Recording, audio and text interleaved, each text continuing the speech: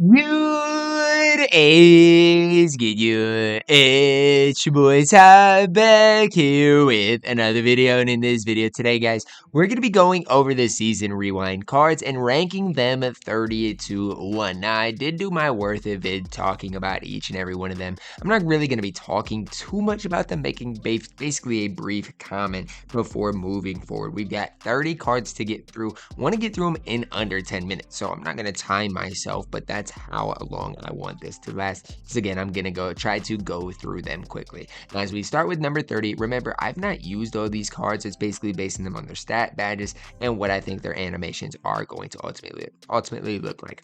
At number 30, I think Peyton Pritchard. Look, I know he's gonna shoot the ball, have good speed, probably good for like modes like triple threat offlines. But if you're gonna run this card in any online setting, good luck. He's 6'1", plays an absolutely and no defense. This one might surprise a lot of people because he is a sapphire, but coming in at my number 29, Dennis Schroeder. I mean, look, I actually thought Dennis Schroeder would be able to play more defense than he can because Dennis Schroeder is, in real life, decent defensively. Problem is, Dennis Schroeder based on slow. Yeah, see you later, Dennis. I would rather not have to run you. At my number 28, we're plugging in Mr. Craig Porter. Only 6'1", 6'4" wingspan again, but I feel like as far as a complete player, gives me more than Dennis Schroeder. Maybe not shooting badge-wise, but everything else on the court. Vandal base isn't great, but step, dribble style, normal leaner, he's not horrible for an emerald. If you want to run him, you can. Problem with the card is he is still only a 6'1". At my number 27, we're plugging in Marcus Sasser, 6'2", 6'7" wingspan. He does have a 30 base badges, which I mean is pretty good on current gen. Next gen, obviously 36 is pretty solid. Again, only 6'2", not going to play a ton of defense. That's the problem with Mr. Marcus Sasser. But from top to bottom, I don't think he's horrible in my team. I definitely think you can use him and have some success with him. A card I might be a little too low on here at number 26 is Fred VanVleet. I mean, look, at 26, I mean, sure, maybe I'm too low on him, but I just don't know what the card is going to bring to the table. Hall of Fame dimer, floor general, does have Hall of Fame limitless range as well. Defensively, pick dodger, that's fine. It does do some things defensively, but again, if you are 6 feet tall, I think you are obviously going to struggle on that of the floor. Can't dunk, it definitely hurts his value a little more. I know he's an Ammy, but from top to bottom, I don't think he gives you a ton on the court. At my number 25, we're plugging in Isaiah Joe. He is 6'3", gonna shoot the ball well, but outside of that, doesn't do much else. Shooting badges, again, fine. Even playmaking, gonna give you something on the court. I don't know what his release is like, but look, he's got a 95 3 ball. I think you can make it work, unless it is like a Drazen Petrovic type release. I think Isaiah Joe can be just fine.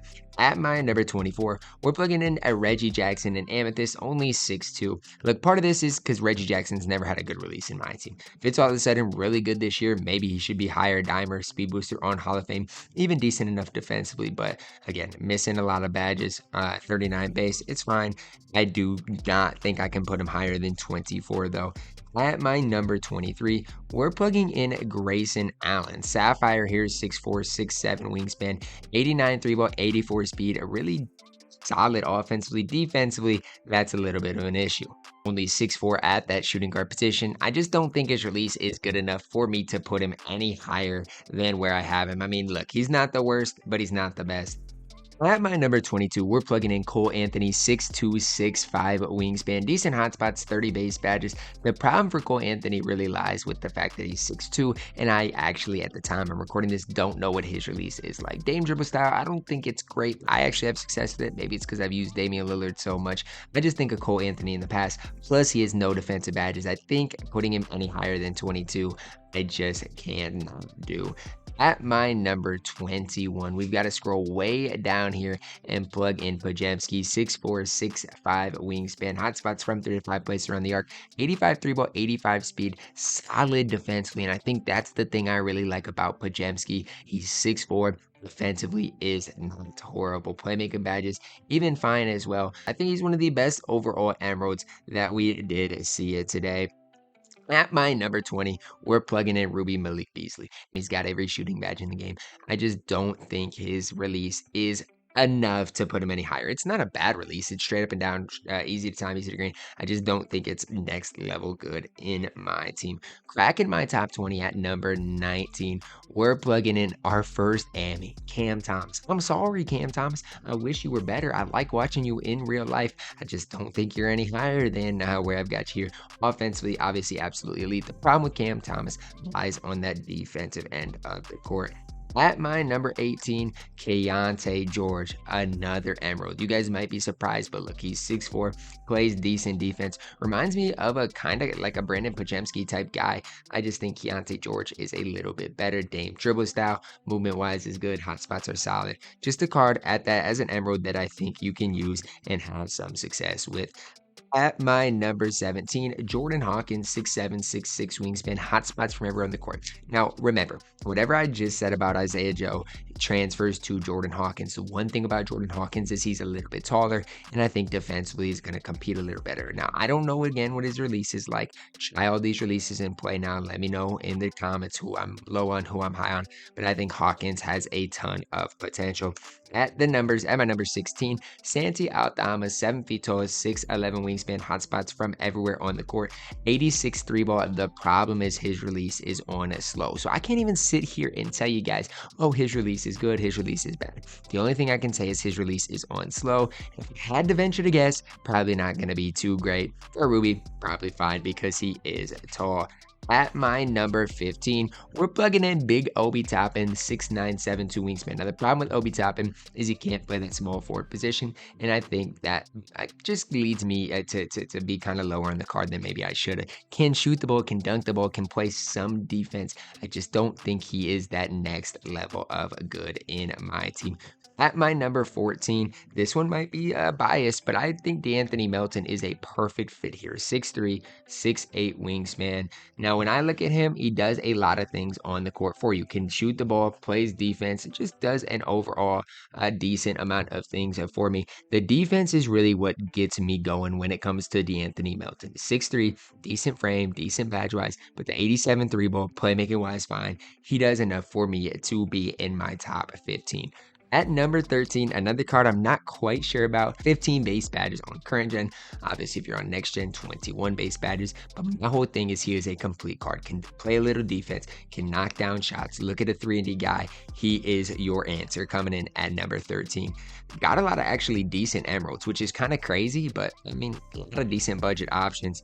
At my number 12. Oh my gosh, I typed in way too many L's. At my number 12, we're plugging in that Collins, 6'11", 7'1" wingspan, hotspots from both corners, 82 3-ball, 77 speed, solid defense, even rebounding-wise, can hold it down. For me, I mean, he's a stretch big that can compete defensively. That's all I can ask at number 12. At my number 11, De'Aaron Fox. Now, maybe it's biased because I didn't really see anybody run the Ruby Fox or like the Ruby Fox, but I just have a hard time seeing De'Aaron Fox be that next level of good at the point guard position. Good speed, good lateral quickness, even a good 3-ball. I feel like his release might be hard to green. Got him in here at number 11. At my number 10, cracking our top 10, this is a crazy one, is Grant Williams. Now, I know, you guys probably see the first thing I see. Power forward at 6'6", 91 3-ball, 83 speed, really solid defensively with basically every badge in the entire game.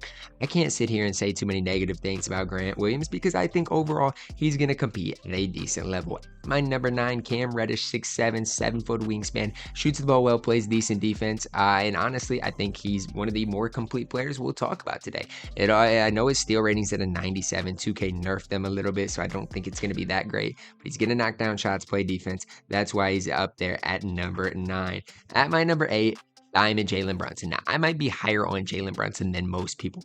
There's a reason to it. Jalen Brunson based on quick, super good Dame dribble style, Hall of Fame range. Just think as far as an offensive player, he is going to give you guys a lot on the court. Obviously can't dunk. Obviously defensively not going to be great. So you got to take the good with the bad. He is not a perfect card by any means. At my number 7, PJ Washington, 6'7", 7'3" wingspan, hot spots from everywhere, 93 ball, 82 speed, 79 lateral quickness. Now, the thing for PJ Washington is Defensively, he's not great, but he's not horrible. Offensively, obviously, Hall of Fame catch and shoot. The big thing for PJ Washington is he's going to be able to knock down shots and play decent defense for you guys. At my number 6, we're plugging in Kyle Kuzma. Now, I don't know. You guys might like Kuzma more than me. I just don't see it with the card. Obviously, defensively, he's fine. Offensively, I don't think his release is as cheesy as it's been in the past. And the one thing for me is the basic dribble style. I cannot get behind that. I mean, I just think it's hard to create with that. Kyle Kuzma leaves a lot to be desired. I definitely would not lock that card in. At my number 5, Jerami Grant, 6'7", 7'2" wingspan. Yes, I think Jerami Grant is better than Kyle Kuzma. I think he's more complete, and I think especially on the defensive end of the court, just going to give you that little bit more. Now, no anchor isn't perfect, no quick first step on current, and no range. Like, again, the card's not perfect, but again, when you compare him to Kyle Kuzma, I think Jerami Grant's better, and if you do get Jerami Grant out of that, equal chance pack, I think he is really solid. At my number 4, Rudy Gobert, 7'1", 7'8" wingspan. You know what you're getting out of Rudy Gobert. I don't need to be the one to tell you. Defensively, obviously, elite rebounding wise, interior blocks, great. Wish his speed was a little bit higher. Wish he had some sort of offense, but he's Rudy Gobert in real life and in my team. At my number 3, Emerald Terrence Mann. And if you're not going to see anybody else gas Terrence Mann, I will. I'll be the only one. If there's one person in the community that loves Terrence Mann, it will be me. And if there's 100, I'm one of them. Because this card can compete at a high level. Interior perimeter, great. Steal, great. 3-ball, good enough. Speed, fine.